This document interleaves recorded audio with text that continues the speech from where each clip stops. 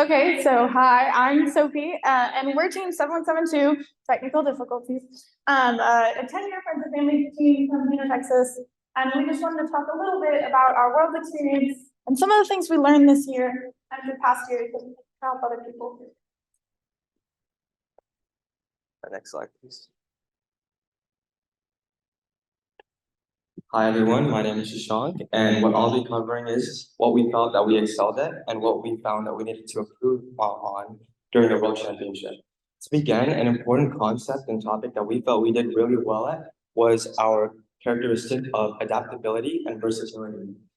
Going into the World Championship, we need, as you can see in the top right, what we call the gold position. Our robot will position behind the high pole closest to the substation, and we would use two arms in order to score. As one arm is about to drop the cone on a pole, the other arm is ready to pick up another cone at the substation. With this play style, we were able to maintain very fast cycle times at the cost of taking up more space, as well as a few defense issues. And with this, our alliances struggled to have that extra space they needed to intake from the substation. To solve for this, we planned, programmed, and practiced a new mode called lane mode, where we would score utilizing a single arm, and we would utilize much less space, making it easier for our alliance to intake.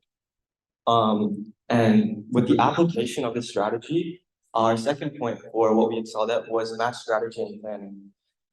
So as soon as we received our match schedules, we made sure to go and talk to every single alliance and establish contact information and whether we needed to run the goal position or lane mode. And what we felt allowed us to maintain that really high ranking during qualifications and end up helping us place in second place. As far as lows, during the World Championship, as far as practice fields for each division, we were in the Ochoa division. They had scheduled times where you could schedule practice sessions, and it's important to be very smart about when you put these times.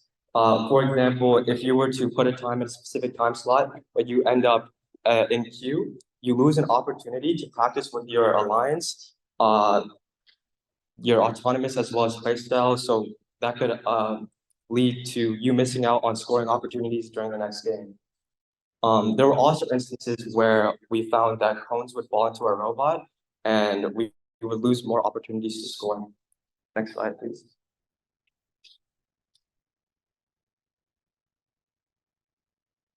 Playoffs. Leading to alliance selection, our scouting was obviously one of our most important tools. And it's important to stay very organized and make sure everyone on your team, as well as the other teams you're talking with, are on the same page. Although leading up to alliance selection, our first team did decline our invitation. The fact that we were organized helped us pick teams that we knew would work well with us, as well as our lane mode. Second, as soon as our alliance selection was done, we made sure to have a post-alliance selection meeting with them to establish contact information as well as a meeting location. And this was also very vital. And during this meeting, prior to playoffs, we would establish strategy, backup strategy, and who we were planning on playing.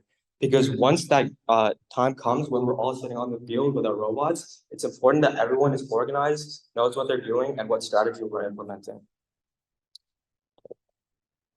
Next slide. Okay, so some of the lessons that we learned, we've been to Worlds a couple times, and you think you learn and you're good.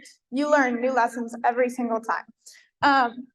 The first lesson that we learned that could also benefit some other people to know probably, Shashank touched on the practice fields, is to make sure that you're planning your time efficiently. World queuing is no joke. You got to make sure you're there on time, establishing good connections with that field staff as well.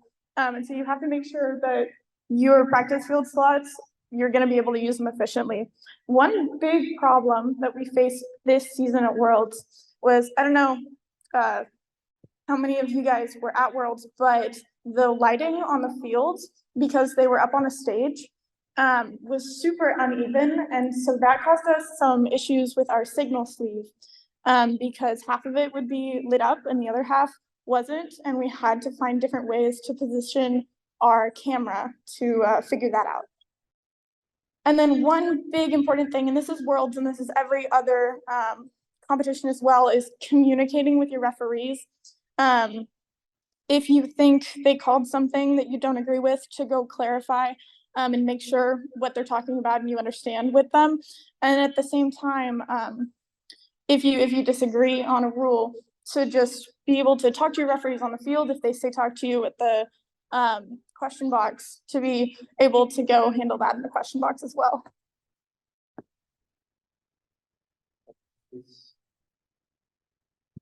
Close off, the World Championship every year, as well as our experience, is an amazing experience. It's a place to make memories, have fun, and meet new people.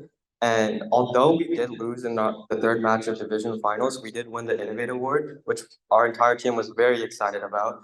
And we've made so many new memories. Thank you.